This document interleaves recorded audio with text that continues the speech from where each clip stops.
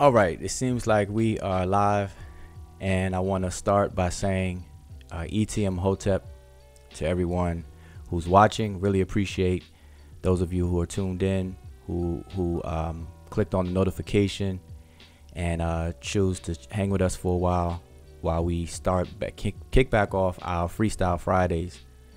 We haven't done it in a while, but we were doing Freestyle Fridays for almost 2 years straight.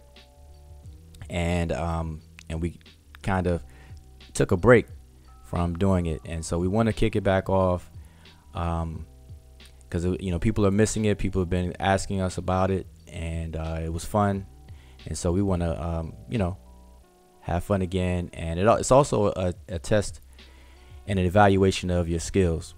And so, as we always say, it's a fun exercise. It allows you to know what you remember, what you don't remember, what you need to work on. And it's just all around fun. So we encourage everyone to participate and do it on your own as well. Maybe with others who are interested in the language of ancient Egypt. All right. So again, I appreciate those who are tuned in. And since it's our first time doing it in quite a while, I know it's gonna has to pick up the momentum again. So please, by all means, share the link. Make sure you subscribe and make sure you click the notification bell, but also share the link and let others know that we're back. All right, on Freestyle Friday. We didn't go anywhere. Now we've been doing other things elsewhere on Facebook and things like that. So we're not back in that sense. We've never gone anywhere, but our Freestyle Fridays are back. All right, so along with Freestyle Fridays, we are also going to do Welcome to the Sabaite Dome. If those of you who are already familiar with it, that's our little play on Welcome to the Thunderdome, the movie. Welcome to the Thunderdome. Mad Max, Welcome to the Thunderdome. I believe it's with Tina Turner, Mel Gibson, if y'all can remember that movie. Public Enemy did a song, Welcome to the Terror Dome, which was a nice hit, nice song, an oldie, when hip hop was real. But so we have Welcome to the Sabaite Dome. So what that is a series of sessions and shows that we do where we address different issues that floats around in the conscious community and on social media related to ancient Kemet. So our primary focus is the language and the writing system, but we also deal with the culture in general. So a lot of different claims by different people you'll see around that may be true or false or accurate or inaccurate. We discuss it. Ones that catch our attention or some things that are suggested to us. So that's what that show is about. So we're going to start that back up again. And then also we have what's called Divine Words Wednesdays. And so we're going to start that back up as well. And Divine Words Wednesdays is a series of sessions and shows where we actually present information. So we may put together a presentation, a PowerPoint presentation or what have you, and choose a topic and then, elaborate on a specific topic and kind of have questions and answers about it and things like that. All right. So that's our Divine Words Wednesday. So all of these shows we used to do in the past, and so we're going to start these back up. It's 2019, and the internet is a blessing and a curse. It gives us direct access to a world of information, at our fingertips very quickly. But at the same time, like I said, it's a curse and a blessing. So we're blessed to be able to have access to information, but it's sort of a curse because that information can be good or bad, accurate or inaccurate.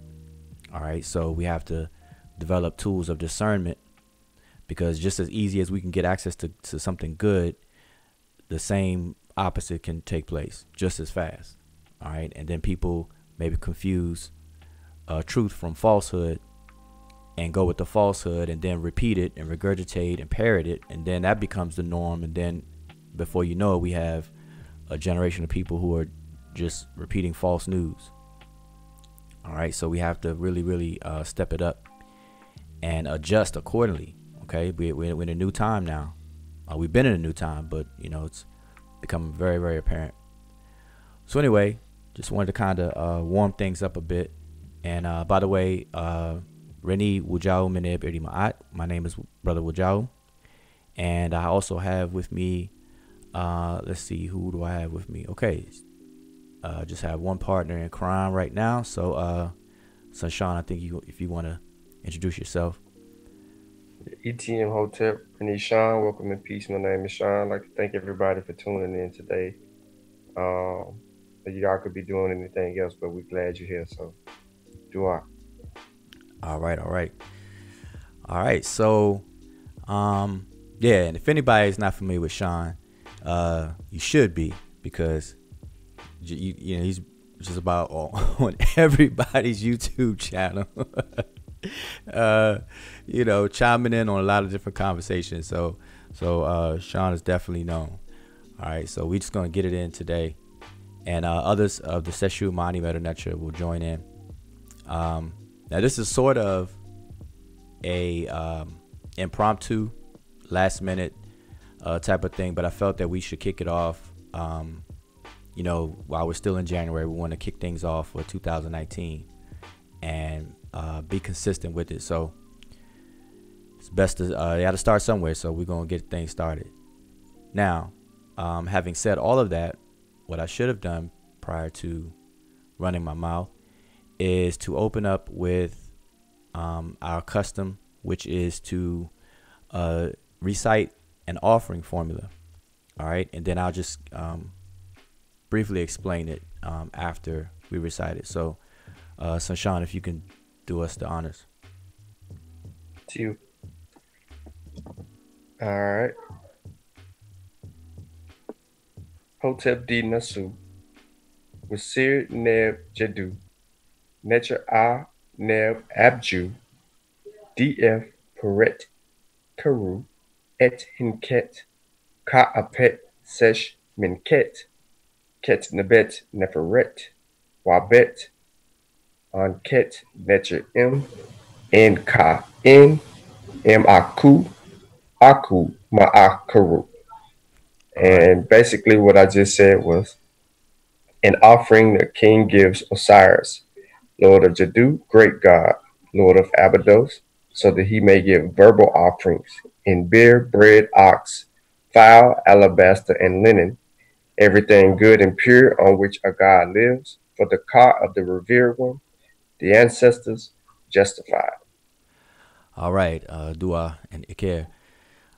So this is an offering formula, and we've done an entire show on it before. So I definitely recommend you go to the archives on our YouTube channel that you're watching now, and you should see something along the lines of it being entitled "The Offering Formula" or Hotep Di Nasu. But just in gist, this offering formula is a very prolific formula or offering or a piece of text that you'll find all over Kemet and throughout its entire history and all over in its geography. You'll find it all up and down the Nile and throughout all of the different eras of time. All right, so this is a very popular and prolific piece of text. Now, the one that you're looking at, this one, is a basic inscription, a basic text, and it's generic enough for you to study and learn and commit to memory, okay? Because all of the offering formulas have 4 main elements, such as this one does, but the different offering formulas may be longer, some of them may be a little shorter than this one, and so on, all right? But this particular one is good to memorize. It also has a cadence to it when you actually recite it, so it makes it easier to remember, all right? But basically what this offering formula is, it's not something that is practical today, literally. And the obvious reason why is because we don't live in a society that has a king, all right? Because this is an offering in which the king gives. We don't live in a society that has a king today. And then the structure of this society is not the same as it was in the Nile Valley, etc. So there's a lot of things that would be problematic if this were to be taken literally, or you try to apply it literally. But it still has value to us because it allows us to, one, just on the surface, it allows you to understand aspects or elements of the language. And then also historically, we can understand what was done and what was said and why it was said in the past. But in terms of today, we can use it figuratively to understand the structure that we could use today and something that we could strive for. But basically, the offering formula in the past, it was an example, or it was an example of basic trickle down economics, where the king is hoped to run the country or kingdom in such a way where the offering tables to the deities were plentiful, and so plentiful enough to where the deities in turn share those offerings with the deceased. Okay, so it's basically the king doing what the king is supposed to do, and doing it so well that the deities are pleased by the offerings that they receive in abundance, and then the deities in their pleasure, and because the king has done what he's supposed to do, the deities in turn reward the deceased by sharing of those offerings. All right, that's the basic gist of what's going on in these offerings. And so that idea and those principles and that concept is valuable for us today. All right, so again, not literally, because we don't live under a king and so on and so forth, but the principles are of value to us today. All right, so we always like to start off our sessions with this formula, and actually we started doing this, or I actually started doing this and take a cue from our Sabat Waret Reketi Amen, our great teacher, Dr. Reketi Amen, who also starts her sessions. Usually most of the things that she does, she starts off with an offering formula like this. All right, so want to keep up with that tradition, modern tradition, I should say. All right, so now, so let's get into it. So Sean, I don't know if you're ready. Now, by the way, now, so on our Freestyle Fridays, for those who may be new to our Freestyle Fridays, we call them Freestyle Fridays because just like in hip hop, you know, people freestyle. You know, you don't have your pen, you don't have your written raps or bars that you wrote down and things like that. You just turn on a beat, turn on the music, and then you just go straight from the head, straight from the dome, as they say, from memory, and you just kind of flow. And so that's why we say Freestyle Friday, because what we do, we take a random text, you know, and a lot of times we'll take requests, or people will send it to us in the inbox, one of us in the inbox or an email. And that's what we're going to do tonight. Someone sent me this, and it's actually, I think they said it was a homework assignment for them to do that they need help on. And, you know, so it's kind of funny because I guess we're going to end up doing the homework for them. But it's a picture of I guess a text from a homework assignment that they're involved with. Okay, so they reached out and asked for my help, but I figured we use it for our Freestyle Friday since today is Friday. All right, but so what we do, we take a text and we prefer to work with primary sources, so a picture of an actual text, because what you have out here a lot of what do you call those things? A lot of I don't want to call them fake things, but novelty items. That's a better word. You have novelty items where people will remake some glyphs on different pictures or what have you, and you'll see that a lot on the internet. That they won't be actual text, but it'll be just, someone's creative idea about something, and they're making nice and pretty, and people buy it and hang these things up in their homes or whatever. And so we kind of stay away from those, because those are not real text and they may not make sense. We'll sit there and try to translate and scratch our head, and it won't be a real text or something that really makes sense. So we do our best to stay away from that. So we prefer primary sources, actual pictures of, coffins, stele, temple wall, something from a museum, whatever, things like that. All right.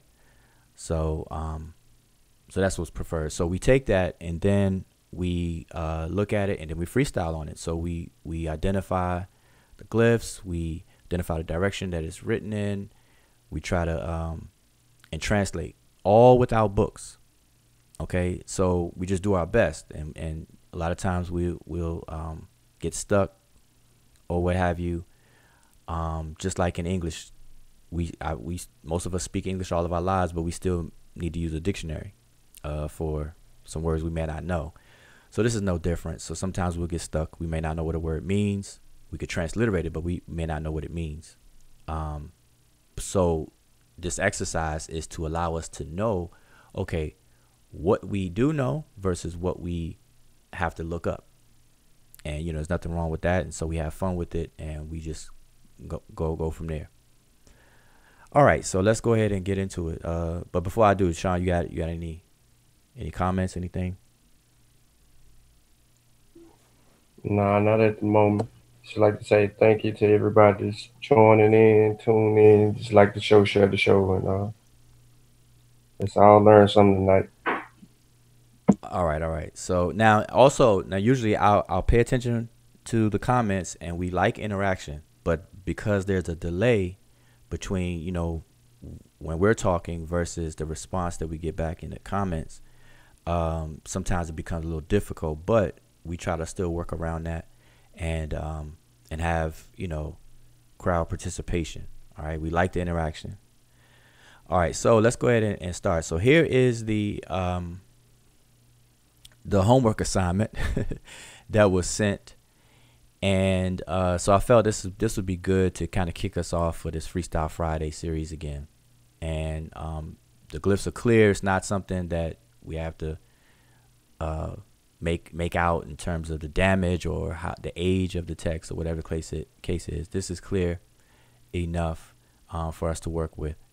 All right. So now there are what everyone needs to know and understand is that when you're doing transliterations and translations, there are 4 steps that are immutable that everyone must take in order to do it. All right.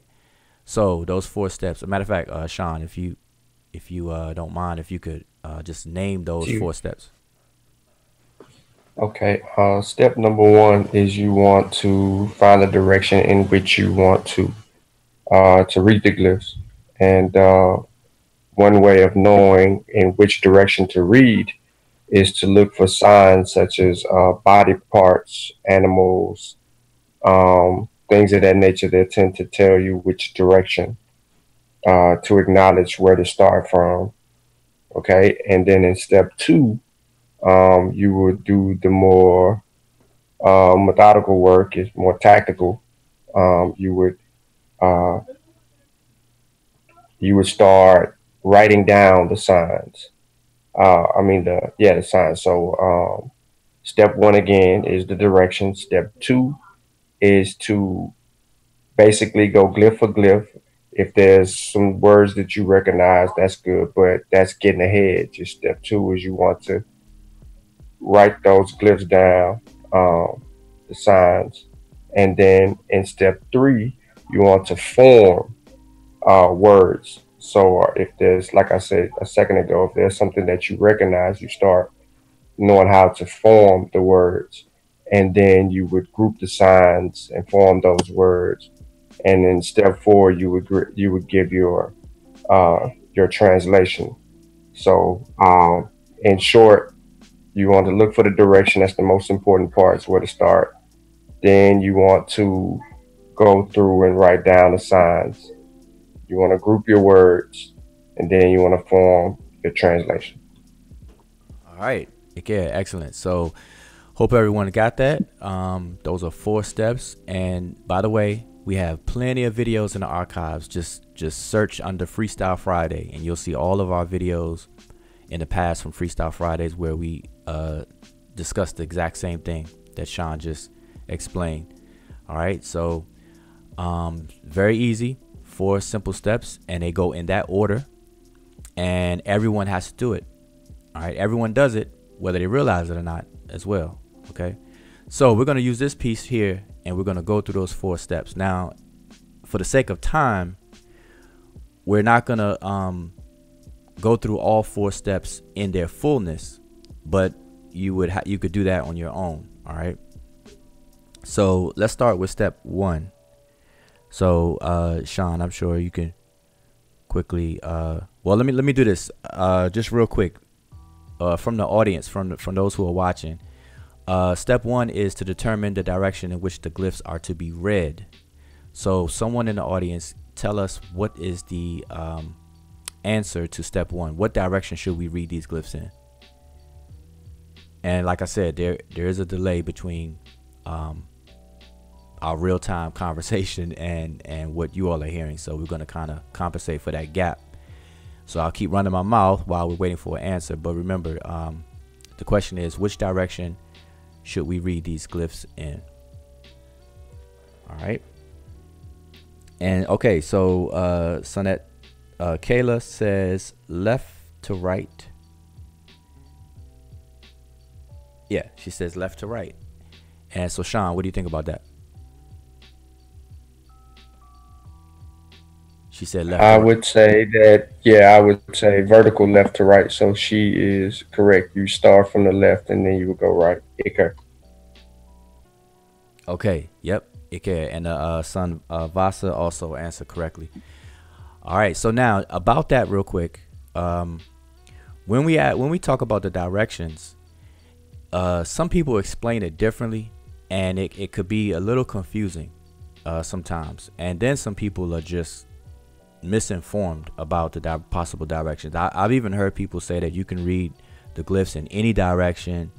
I've seen people say that you can read them from the bottom up, in a circle, and all kinds of things. And that's just not true at all whatsoever. And without going into that, but the simplest way to understand the direction is, you may hear people say 4 directions, but it's really 2 directions and 2 orientations. So either the glyphs are written in columns or rows. Okay, that's how they're orientated. They're either in columns or rows. So that's either or. And then they're either read from left to right or right to left. And that's it. So you have the orientation, columns or rows, and then the direction, left to right or right to left. And if you keep it that simple, it'll be a lot easier to just remember that. All right, so it won't be complicated. Okay, but that was correct. So that's correct. So now step 2. Step 2 is your basic, your what do you call it? Your investigatory step. These are step 2 is when you're going to identify each and every glyph that you see individually. So you have to know what each glyph is, or something about each glyph. Now again, for time, we're not going to walk through every glyph that you see on the screen, but we're going to identify a few of them. Now with this step, by the time you're at the point where you are sitting down trying to transliterate and translate, there's a wealth of information that you should already have under your belt. Okay, you're not just going to come fresh, green, and try to translate something. So there's a lot of things that you would have or should have learned already prior to making these attempts. And one of those things is you should have memorized what's called the monoliterals. And the monoliterals are glyphs that represent 1, which is the word mono, and a consonant, a single consonant. And there are 24 in number, and you should by now have committed those to memory, if you're making these attempts. So the monoliterals should be already memorized. And the reason why I bring that up is because in step 2, you're going to identify glyphs, but you're only going to identify ones that you don't already know. So for obvious reasons, you're going to skip the ones that you're already familiar with. So the monoliterals, like this bread loaf that I'm pointing at, this horn viper here, another bread loaf we see here, bread loaf again here. You see the bread loaf again right here. You see the mouth.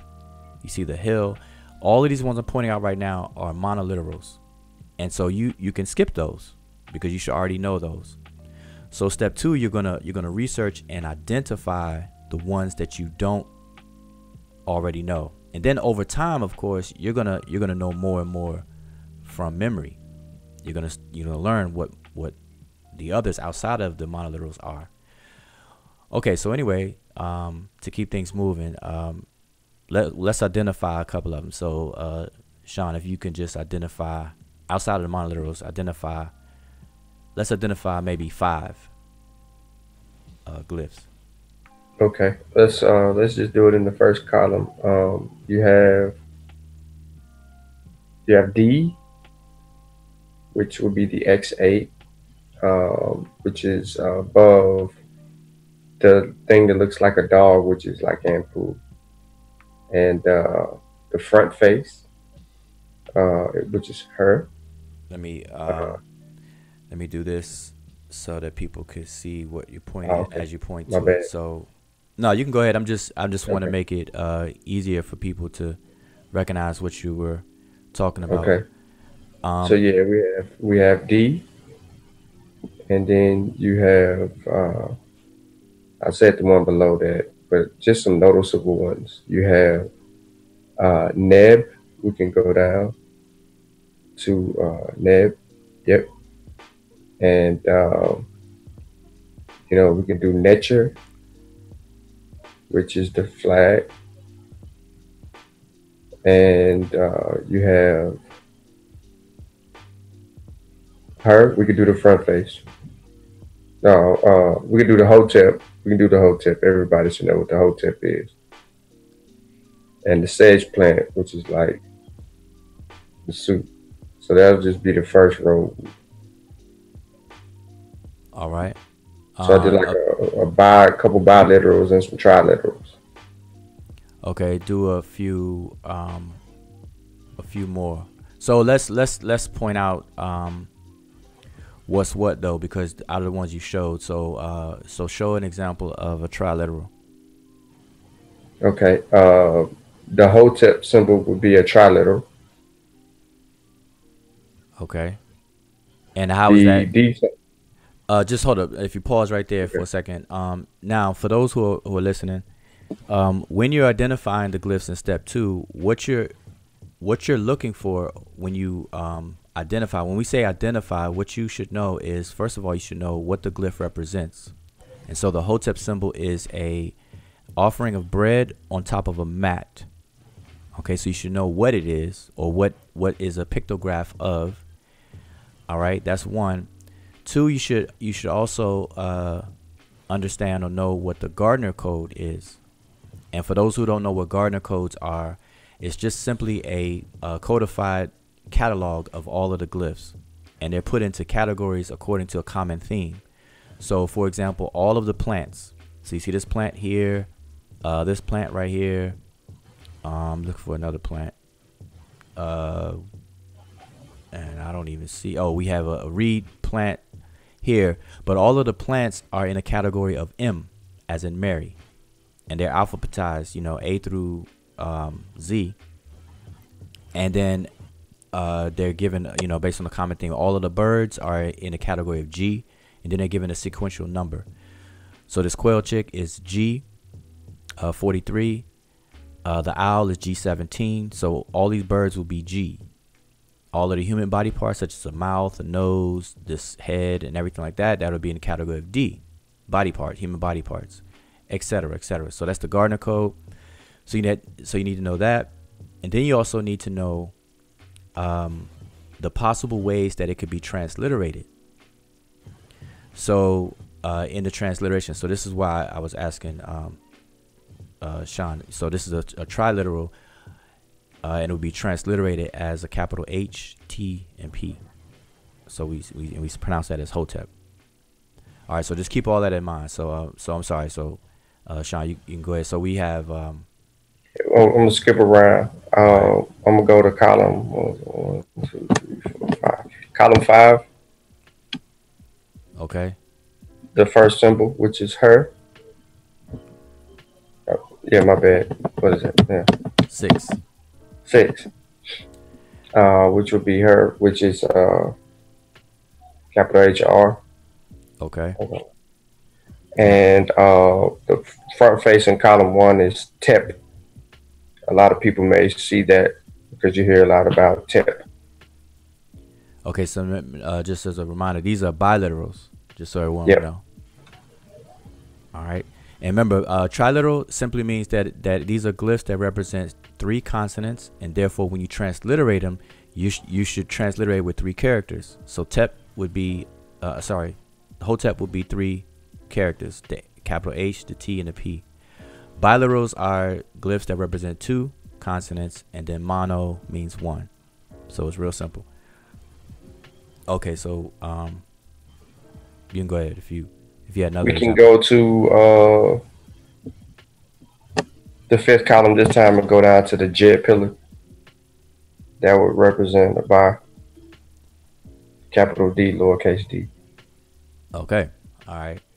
So I think that's enough, and I think everyone should get the gist of that step. Now, for step 2, what you're gonna have to do.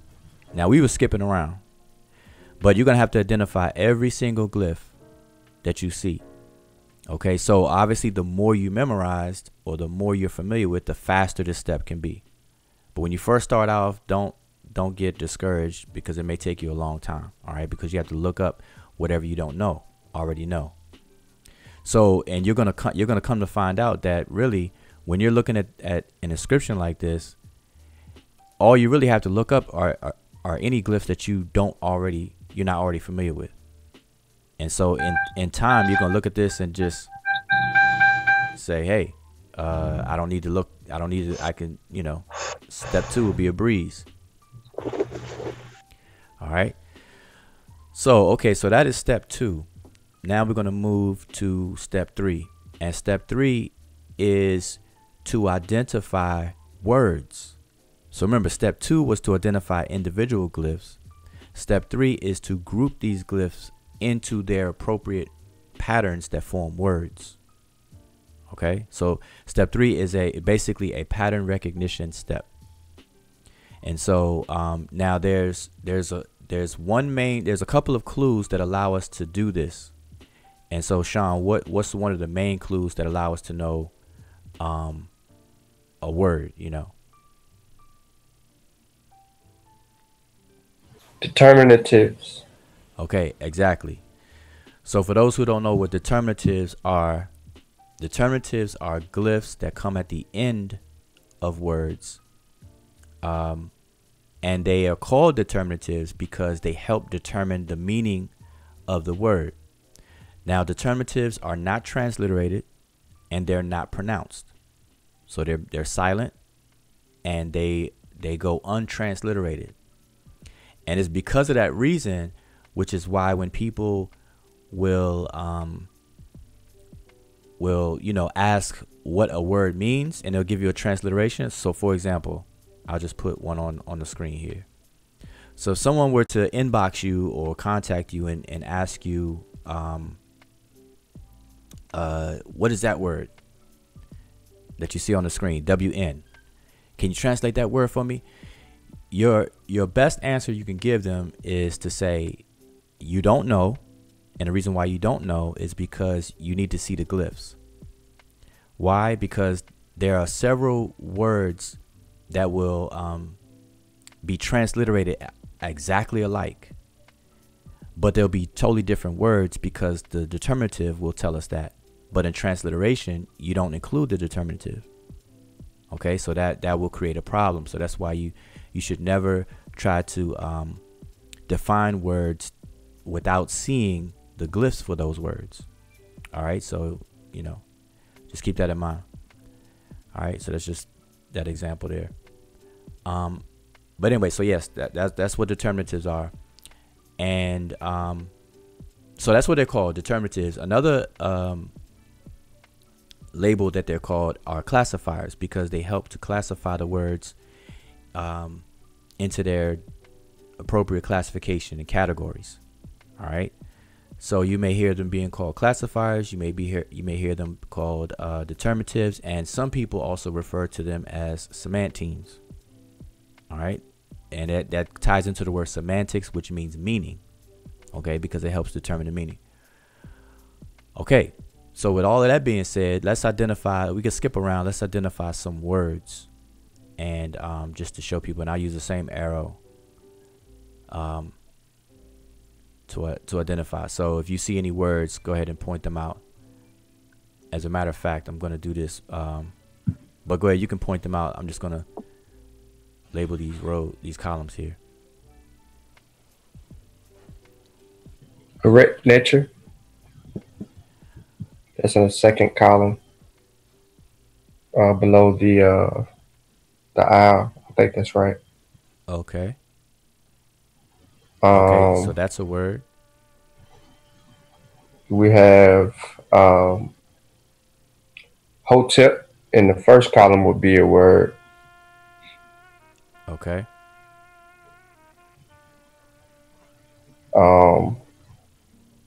Look for a word that the words that you just, I'm just making sure we're clear to the audience.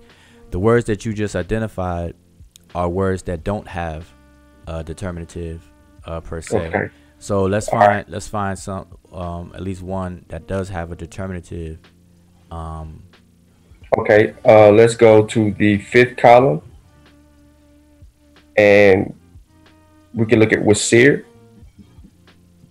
Okay. All right. So, how many glyphs does the word wasir have in it? 3. Okay, so we have the I, the tall back seat, and then the seated deity. So which one of these is the determinative? The seated deity. All right. So hopefully everyone follows that. The seated deity is the determinative here for that particular word. All right. Okay, so, and I'll just point out another one. This particular word here is the word pet, and the determinative is the sky. This last glyph here, it consists of 3 glyphs that you see here, and then the third glyph is the determinative. So that's the word pet. All right. All right, so now also with step 3 is to identify words, and so once you identify the patterns of these words, then you can take those words and then look them up in a dictionary. So being that this is Freestyle Friday, obviously we're not going to be looking any words up in a dictionary. That's the point of having Freestyle Friday, no books. So these are words that you're going to have to already know, or, you know, you can kind of test your memory to see what words you can remember and everything. And then later, of course, you know, if you find yourself getting stuck or whatever, then of course you open up the dictionary and then you can finish it out. But for now, you know, during the freestyling, we don't use the books. All right. But so by the way, this word here, pet, it means sky or heaven. Okay. And so, Sean, what does Hotep mean? Just so we can go back. Peace. Okay. And or what? I knew you was gonna stump me. So this is in a sense. Go ahead. No, go ahead. Go ahead. I was saying in the sense of the word, because we know some of us know what kind of formula this is. It's an offering. Okay, so there you go. So the word Hotep means offering, and by extension, it can also mean peace. So we have that, and I'm trying to think of another word that you mentioned. Okay, yeah, you mentioned the. Oh no, you were identifying glyphs there. So,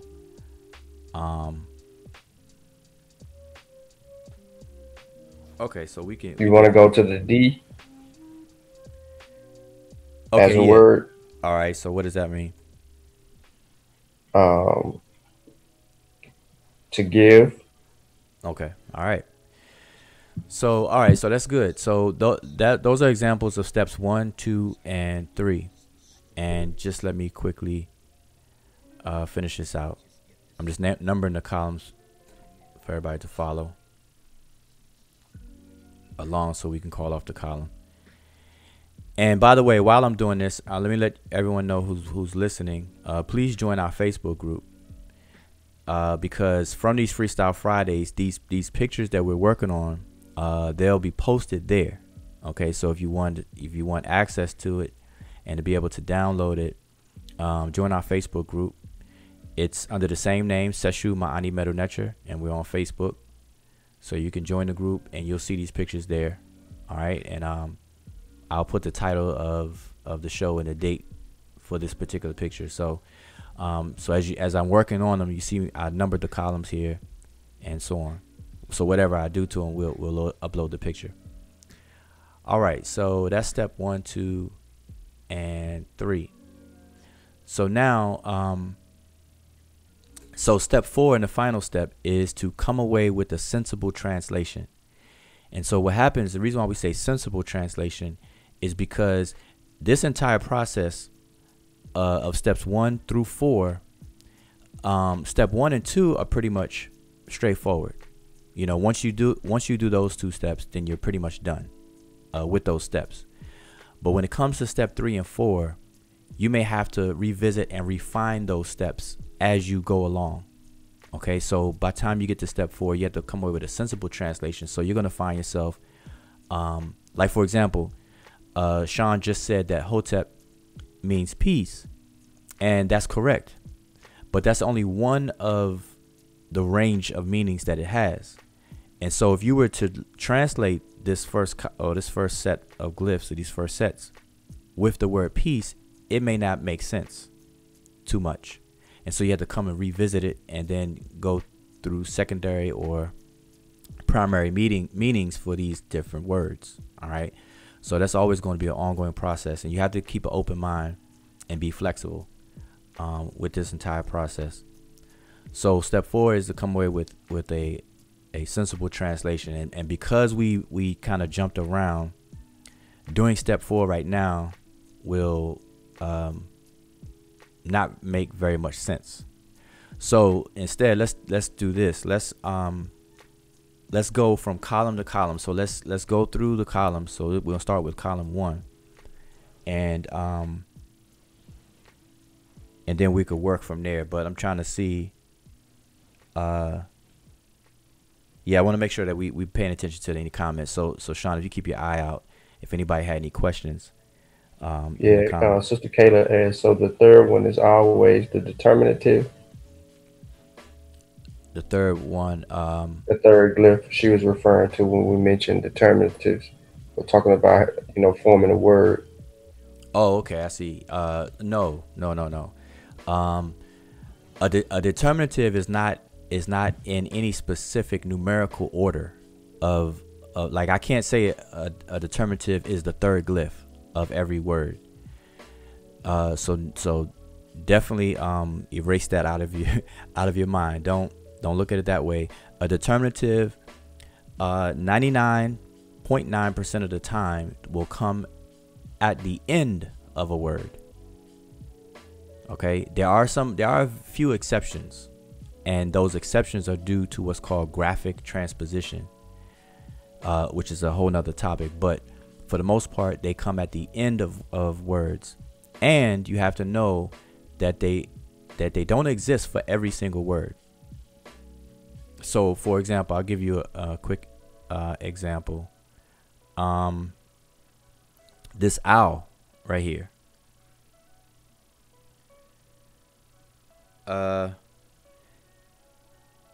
This particular owl here is wait a minute. Yeah, this particular owl here is a full word. It's a preposition for the word in, as in inside, or along those lines. It has no determinative whatsoever. It's just that glyph all by itself. And so certain words and certain glyphs, you'll through time and practice, you'll just come to know what these words are. All right. So just, you have to keep all of these things in mind. Like the word that Sean mentioned here, D, the word D, that's a full word. This one glyph is a word. It has no other determinative or anything behind it. So not every word is going to have a determinative. Okay.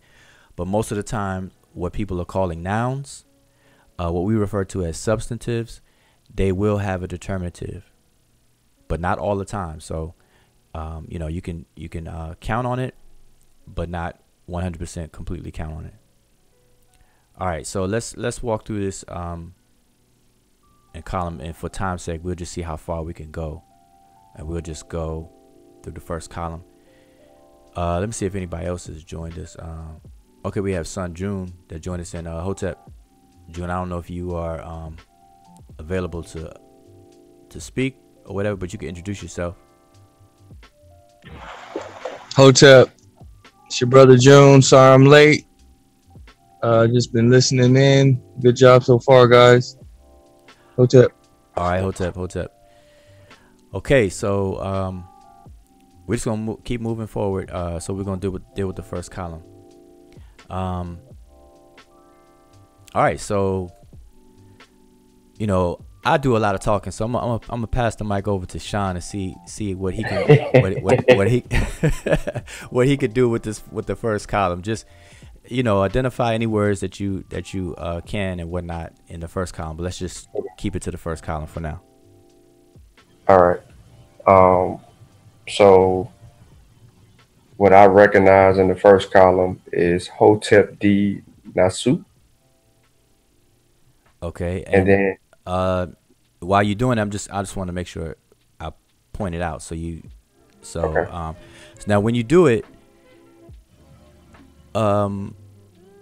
just say how many glyphs you're like whatever you just said. How many glyphs that those are, so people would know.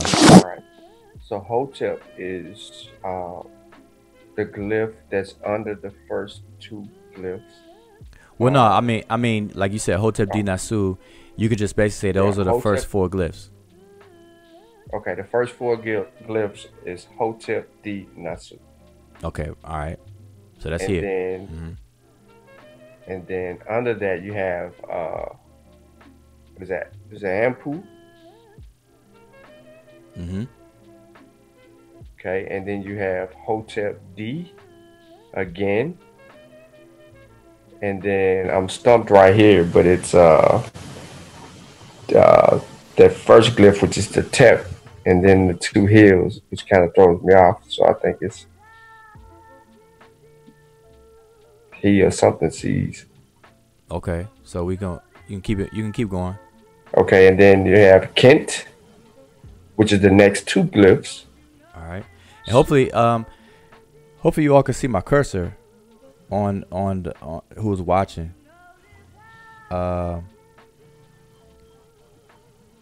Hopefully you all can, but go ahead. I think I see it. Go ahead. I'm sorry. Okay, and then you have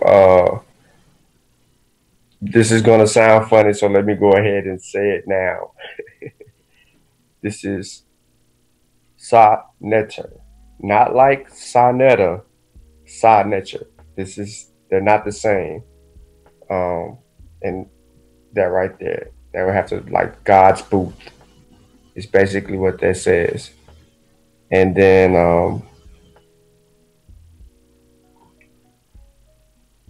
Aziz is helping.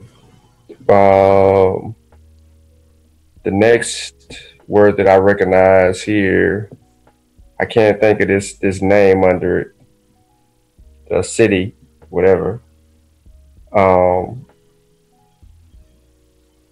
Jeez, I should know this. And then I see Neb, which is a word by itself. And then you'll see Ta, which will be a word by itself. And then I'm stumped right there with the arm with the stick in his hand and the three hills. Okay, all right, but that's good. That's excellent. So So people get an idea of what Freestyle Friday is all about. That's what it's about. Everything that Sean has done from this first step to right now. So that's how you do it. And so I recommend you do it yourself. You know, those of you who are learning the language, pick any text that you see. Now, even in choosing a text, what I also recommend is to choose the same kind of text. So for example, study offering formulas, like collect a whole bunch of pictures of different offering formulas and just stick to those for a while and just kind of translate, practice with those.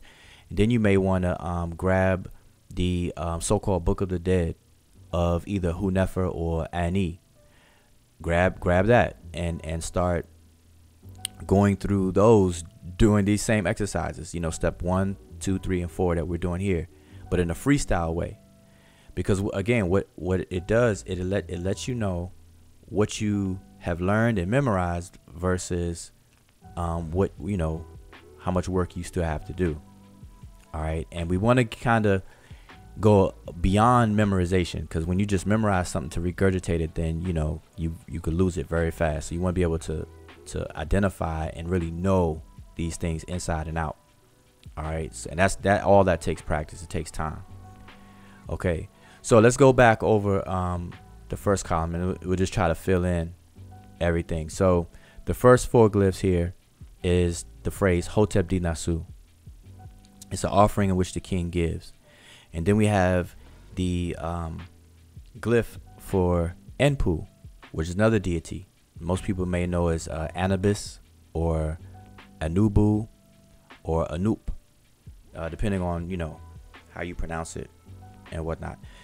So you also have another Hotep D.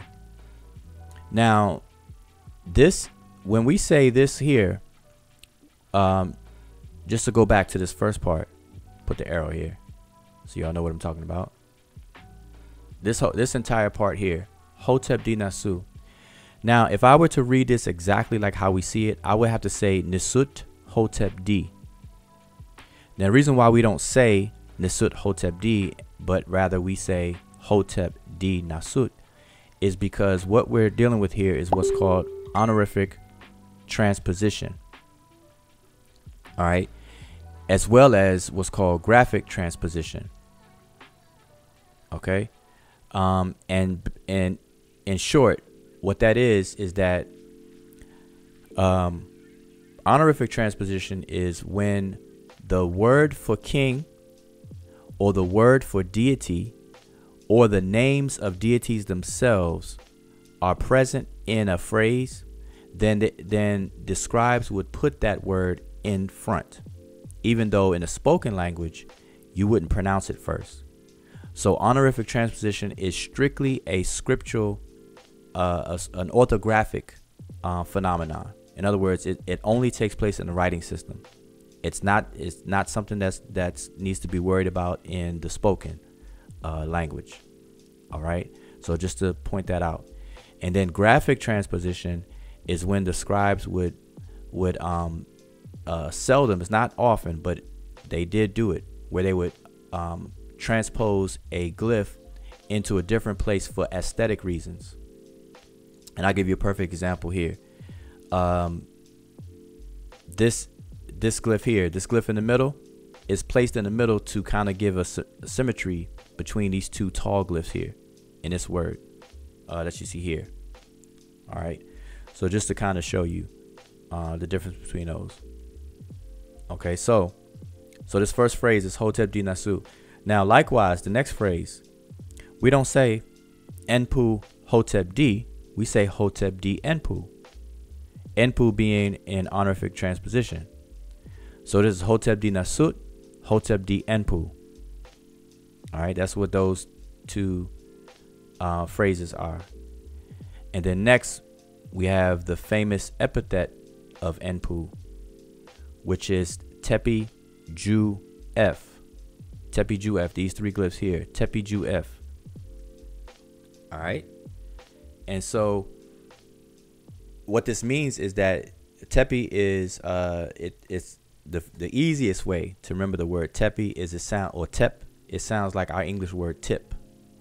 The tip of something, the top of something. The word tip or top. Okay, so if you can remember that, then you'll always remember what that glyph is. So I just gave you all a secrets to the universe. No, but I just gave you all a very good hint to always remember this side profile view glyph. It's transliterated as TP, and it means something similar in English to the tip or the top. Okay, and if you remember the tip or the top, then you understand the tip of something or the most forward of something, etc. All right, so what this is saying is Tepi Ju-F is an epithet of Anpu, and it means he who is upon his hill or mountain.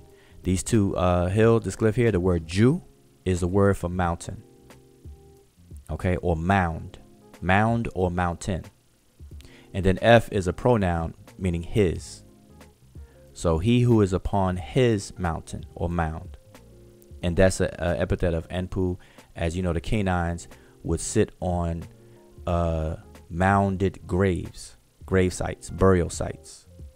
Okay, as a FYI. And then what was the next one? Sean, I think you already did say this one. Kent.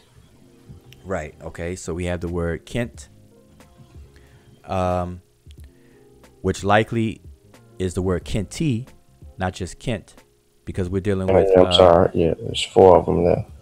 With epithets here of Anpu. So here's another epithet of Anpu, which is this word Kenti, and then along with the next one, which you explained is not, which is not Sa Netter in terms of Sa Netter TV, but it's Sa Netcher, which is not Sa. The word Sa is the word for son, like a child, a son. But Sah, which is transliterated as S-A capital H, it's a word that means booth or some kind of structure, enclosed structure. It's a booth. And so Sah Netcher is divine booth. So together, Kenti Kenti Sah Netcher is one who is foremost of the divine booth. All right, and then I'm not sure. Did you give this one?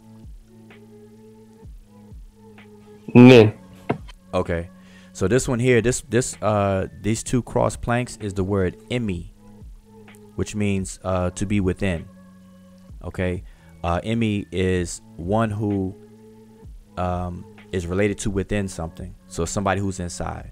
Okay, so we have imi wet, and this is a place because this determinative here is a place name. It's what we call technically is a toponym. So wet is a place, so he's within a place. So imi wet. And matter of fact, let me just go to the comments. Who can guess what that means? I mean, some people may already know, and you probably already said it. But let me go to the comments and say and see. So if I say imi wet, what do you think that means? What does anybody else know? And like I said, it's a gap of time, small gap. So I'm gonna keep talking.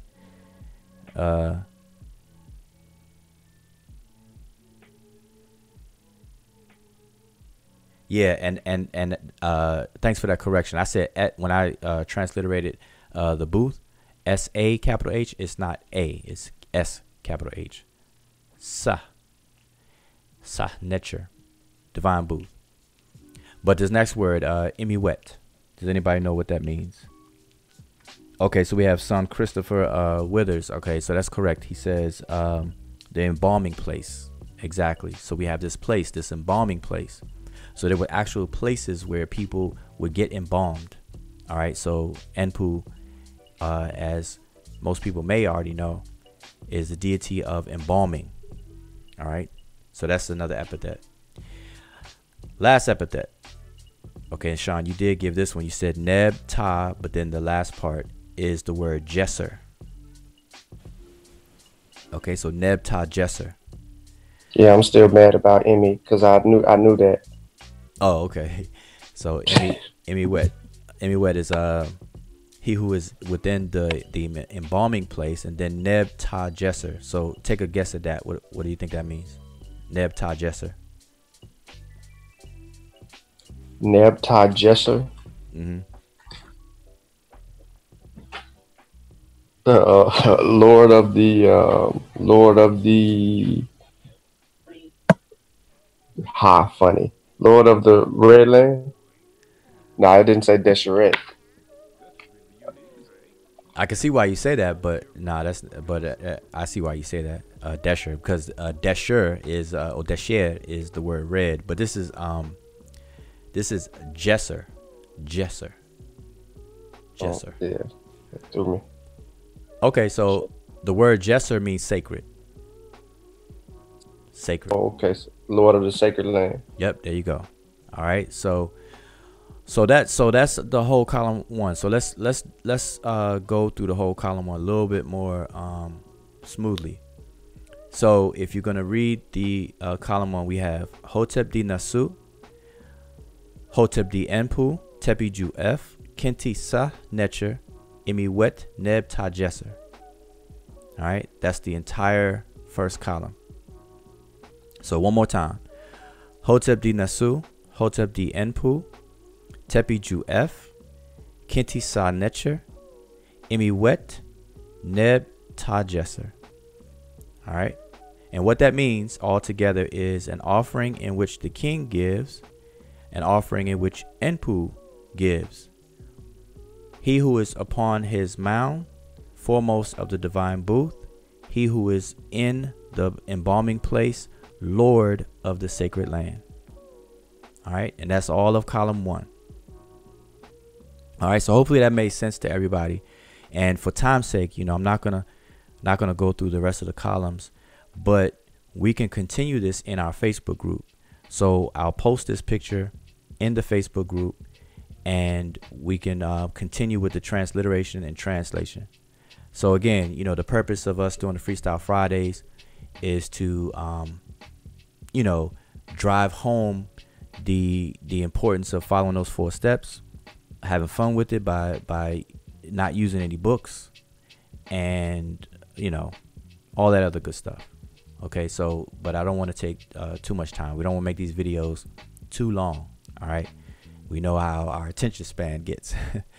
All right, so I think we've done enough. First column should be enough, but it continues further. For time's sake, yeah, we'll just end there. But we see some more things. Well, I recognize quite a few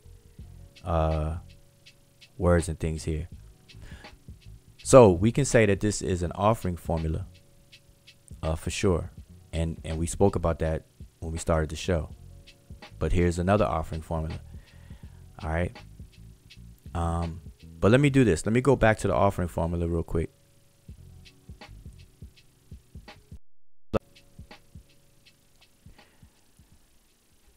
Okay, go back to the offering formula. Okay, so now, remember I said that every offering formula has 4 basic components, but I didn't mention what those 4 components were. So each offering formula has one component of the opening phrase, which is Hotep di Nasu, which is the offering statement itself. Then you're always going to see a list of deities, or one deity or more than one deity listed, and their epithets. Okay, so in this case on the screen we have Wasir, and in the one that we just left, this one, the deity was Enpu. Okay, so those are 2 different deities, and sometimes you'll see them both together. That's why I said one or more.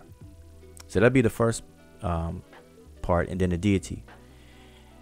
Then you have the next part will be the actual list of items that is going to actually be offered. And so for our offering formula, it was bread, beer, ox, fowl, alabaster, and linen in this particular formula. Okay. And then, you know, some adjectives or some descriptive things of those things. So that's a part of the formula. Then the last part of the formula would be the benefactor, or the beneficiary, the person who's going to benefit, the person who the offering formula is for. Okay, and then so to be somebody's name there to be for the ka of that particular person, and then whatever titles that person may have. All right, so always remember that. And the reason why I bring this up is because this freestyle that we're doing here is an offering formula, and so we didn't get a chance to go through those 4 elements. So we see the first element, which is the declaration of the formula itself. So we see Hotep D Nasu, and then Hotep D Npu, and then his epithets, and that's all we got so far. And his epithets even continue over into the next column here. Okay, so we didn't even get to the person. So let's try to do that real quick. So Sean, let's see if and June, if you can see this picture. Let's try to identify the beneficiary. Who is the deceased person that is going to benefit from this offering? What's a key thing to look for when we're looking for the person who's going to be receiving it?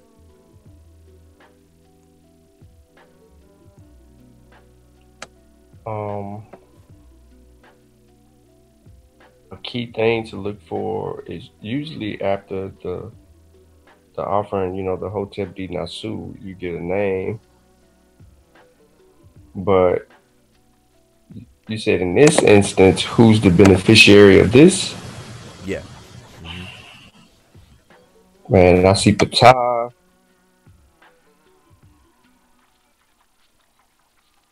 I see Heru. I see the great God, of course. Okay, well let me do this, because I'll give a hint.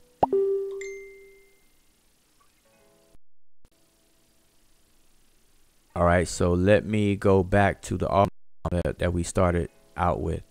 Now notice the last line, the 4th line, where it says in kani. Notice the word imaku, and then there's a name that will go there. But in our case, what people are seeing on the screen is aku, which is the word for ancestors. Imaku, then a person's name, and then makeru. So one of the hints that you look for when you're trying to find out who is the beneficiary of this offering is you look for the word imaku. Who's going to be venerated? The word imaku means the respected one, the venerated one, the worthy one, he who is worthy. Okay, respected, venerated, worthy, they're all pretty much synonymous. That's what imak or imaki or imaku means. All right, and then after the name, you'll see makeru. Most of the time, not all the time. So let's try to identify that over here in this particular one. We have to look for the word imaku or imaki or something along those lines. Let's see if I can snap it again. And on the columns I can see imaku, and then I see I think I see different titles, and then I see before different Netchers. Okay, one second. We have the columns numbered at the top, so you gotta let us know what column you're in as you're saying it.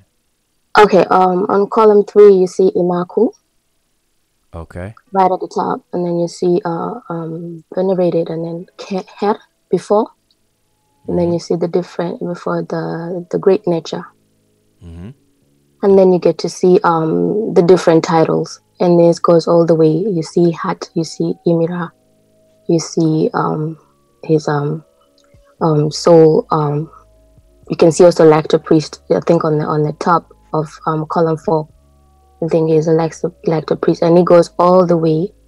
Wait. Listen, we have people watching, so we have to slow it down because you said lector All priest. right. Which word is lector priest and which word is what? Because I don't want to confuse anyone. Okay, so at the top, right, you see what Okay, on the what? top? That will be the first three, and then you see the next one where you have the twisted flax. Then I think it's the butcher's block, and then the leg. And That what does that mean? it will be hairy ape, Which means and which is the lector priest. okay. And it goes all the way down. You can see again Imaku right in the middle. Okay. And then you see Ker before Petat Seker. So, and then I think this is where the name kind of starts off. So it would be Heruef right after Petat Seker. Okay, so for those who are watching, Ptah is right here where I'm pointing at. The word Ptah. That's the deity Ptah. But it's not just the deity Ptah.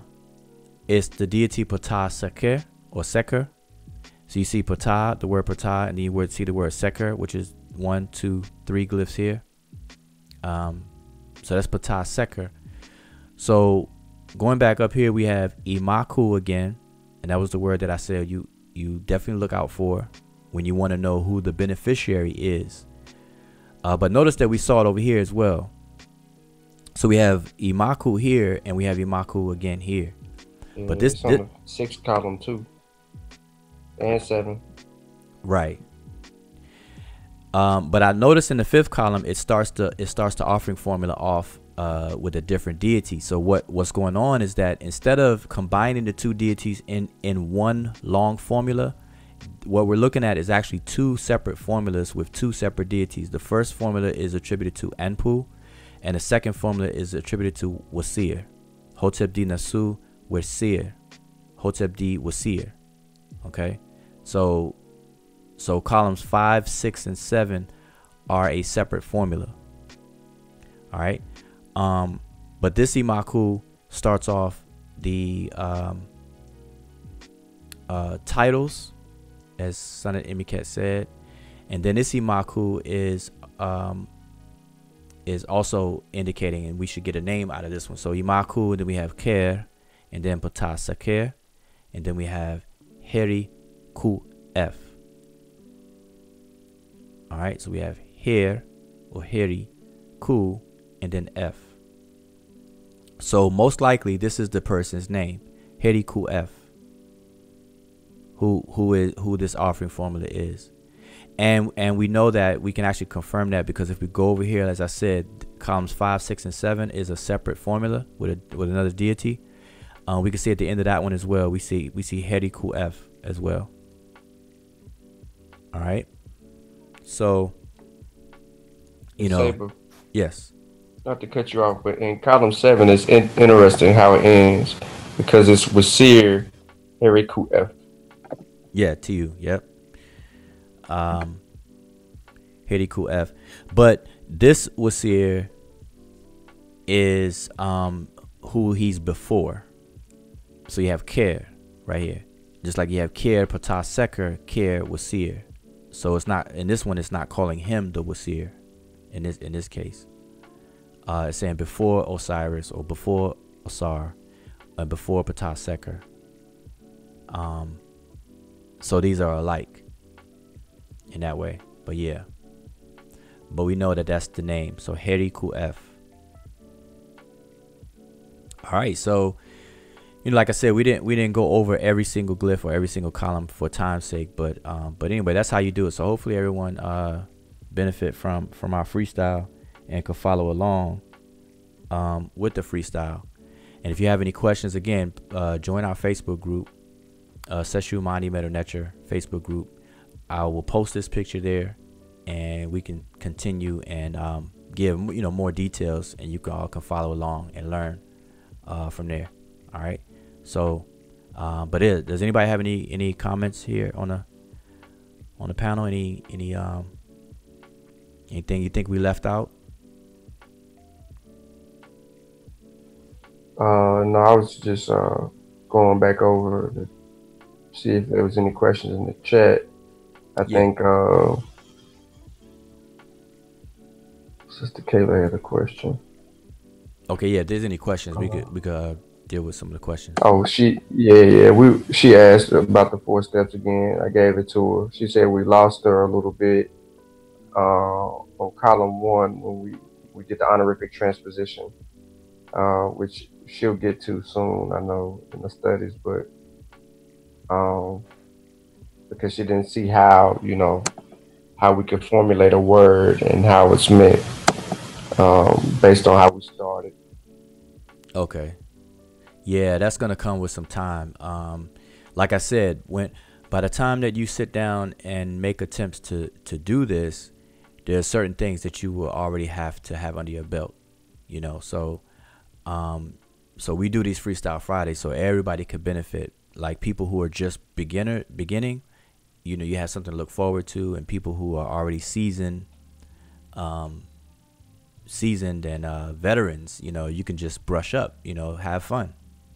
And that's what we do. So this is not, this is not to discriminate. We don't discriminate. This is for everybody. All right. Now, one thing I want to point out is that in step 2, when I said you have to identify every single glyph, I want you to notice that 1, you're gonna already know the monoliterals by this time, in your studies anyway, so you can skip those. And then 2, some of the glyphs are going to be repetitive. So for example, like I showed you this word here, or not even a word, let's just go with individual glyphs. If you see the sickle here, let's say you didn't know what it was at first, but then when you identify it, and then every time you see it, you already know what it is now. So you see it here, you see it repeated right there, you see it over here, you see it again right there. So you don't have to keep looking it up every single time. So it may look like a lot of glyphs that you have to look up, but actually it's not. By the time you do it, you'll find that you don't have to look up very many. So you see the twisted flax right here, you see it right here. Where else? That's all I see it. But let's look at the word D. This word D, which is a conical loaf of bread. You see it right here. You see it here. Where else? I know I saw it in a few places. We see it here. And was there another one? Yeah, and we see it right here.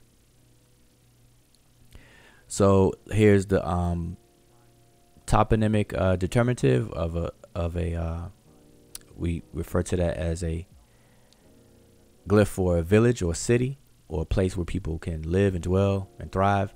You see that there, you see it over here again. So anyway, my point is that you'll see a lot of glyphs that will repeat in terms of individual glyphs. And then sometimes you'll see a lot of words, full words that will repeat, like how Son of Imiket pointed out. We have Imaku right here. We have Imaku right here. We have Imaku right here. And we have Imaku right here. Or maybe I already pointed that one out. Okay, but so, just keep all of that good stuff in mind. I'm trying to see if there's anything else. No, but those are all good, good hints and good things to, make sure you add to your notes. All right. So, all right. So does anybody have any last words, any last comments? Other than no other questions. Just one person asked us to define secum. Secum? Pony. Yeah. Secum. Okay. Now remember, see, one of the I mean, I pretty much probably know what they're talking about, but we have to understand the problem of defining words that people just call off or they give you the transliteration for it. Okay, so remember what I said, and matter of fact, let me just show this on the screen. Let me see if I have an example already made. Just give me 1 second. I think I should have an example already ready. Is this one?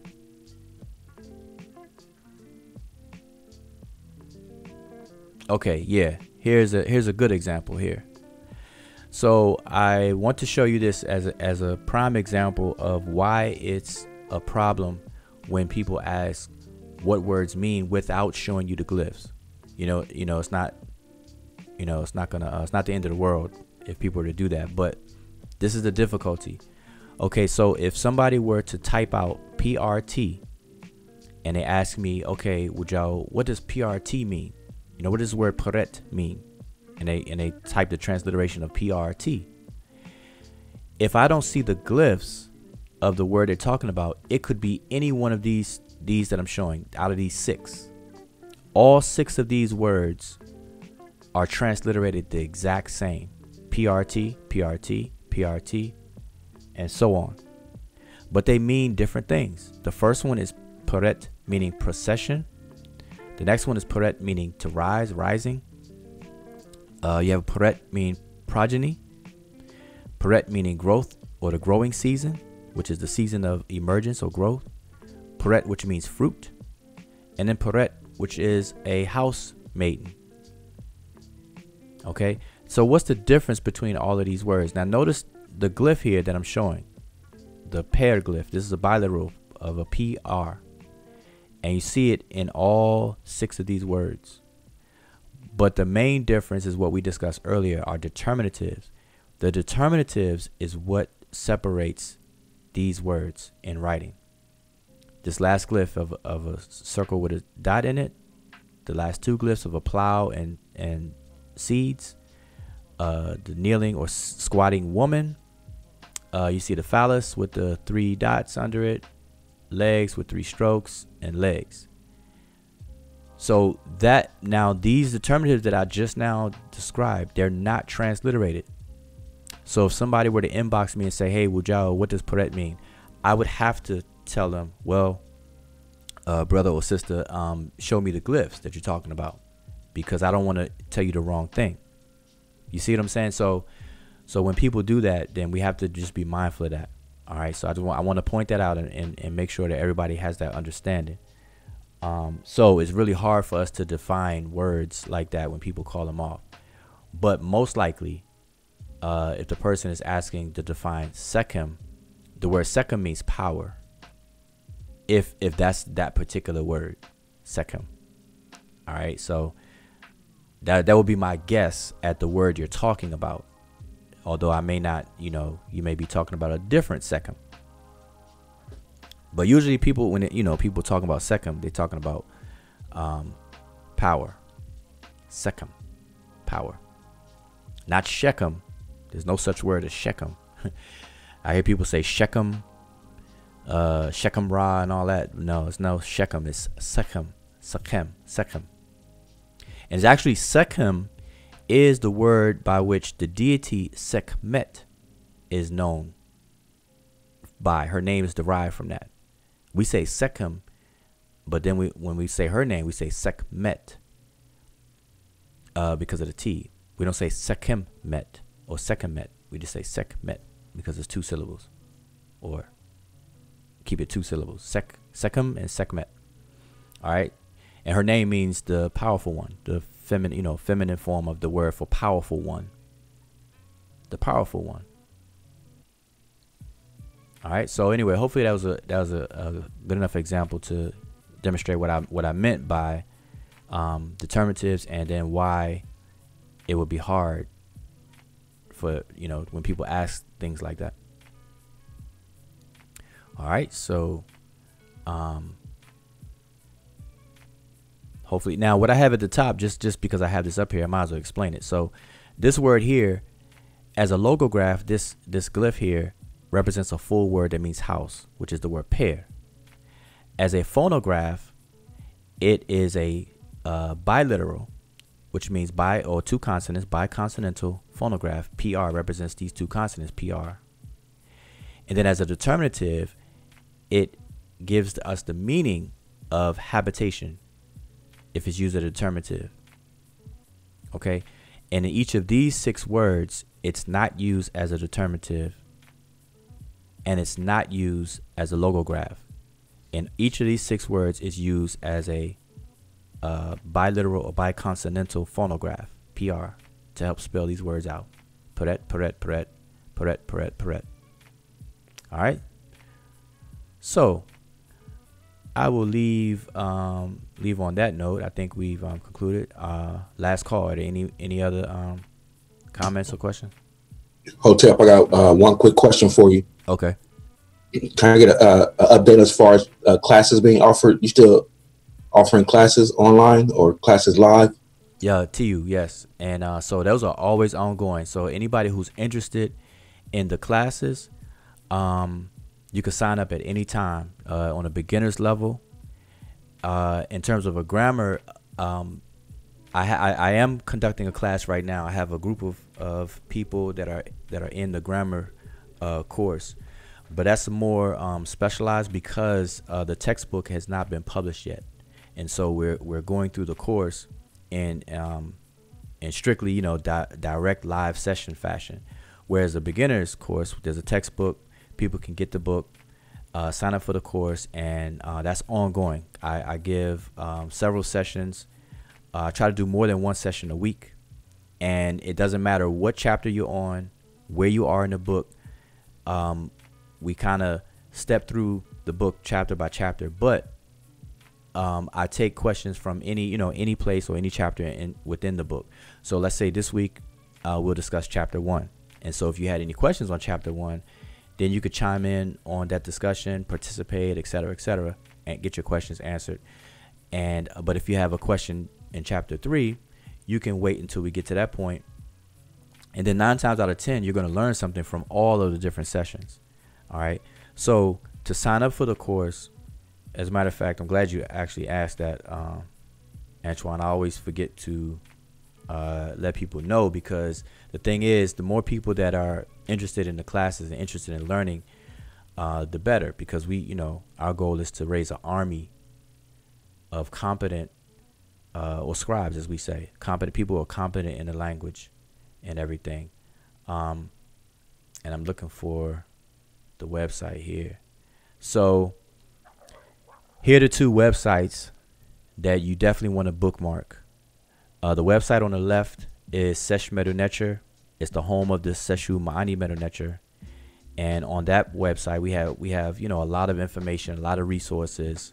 We have different articles, things that we talk about some of the claims that we, over the years that people will make online, such as the aliens built the pyramids, there's light bulbs in the temple of Dendera, there's dinosaurs in the glyphs, all those kinds of things. And then we just touch on the various things. And plus, we have different transliterations and translations done by members of the Seshu or just students of the classes. Okay, so you find all of that there, and you can become a member as well and get access to our digital library, where we have a lot of resources, and that's ongoing. Resources are being added all the time. Okay, so you definitely want to check out that website. The website on the right is where we have all of our classes. Okay, so Seba University is the website, sebauniversity.com, and you can sign up for the beginner's course. And with the beginner's course, if you already have the textbook, then there's a discount code where you could just pay for the course itself.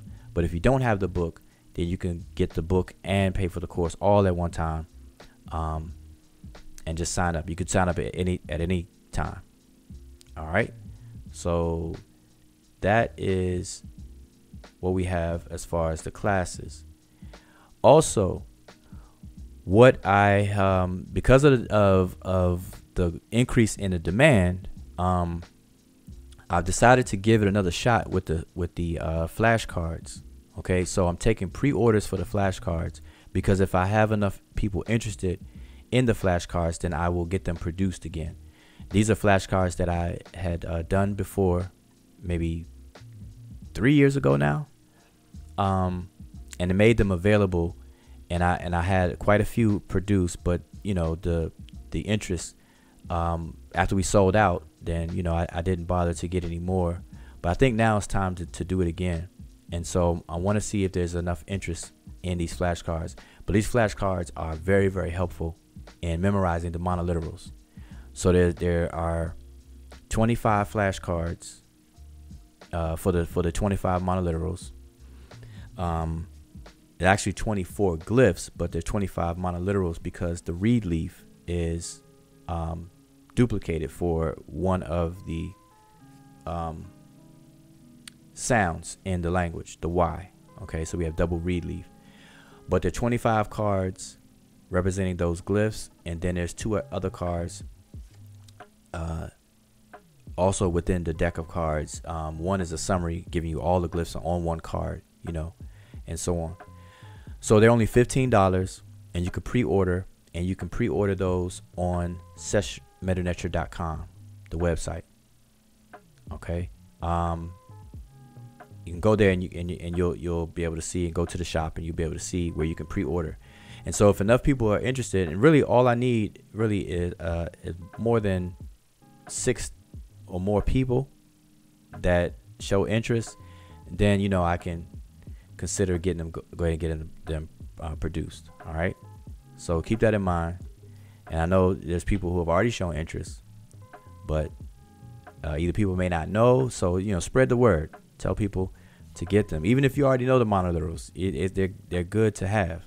These cards are they're like tarot card size, so they're a little bigger than regular playing cards that you play poker with.